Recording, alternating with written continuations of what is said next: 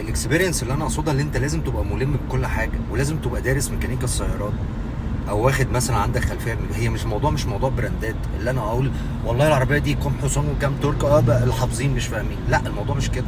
الموضوع اللي انت لازم فعلا تبقى فاهم يعني ايه موتور، يعني ايه هورس باور، يعني ايه تورك.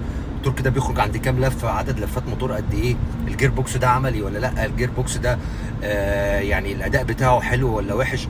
كل ده بتقعد في العربيه بتحس من دوسه الدواسه بتاعتك، العربيه دي عامله ايه، عزل العربيه، رخامات، الحاجات دي يعني لازم انت تقولها بمنتهى الامانه. انتوا ما بتسالوش نفسيكم انا ليه بعمل فيديوهات شرح او ستوري شرح؟ ليه؟ ايه السبب يعني؟ طب انا ممكن افخم لك الحاجه.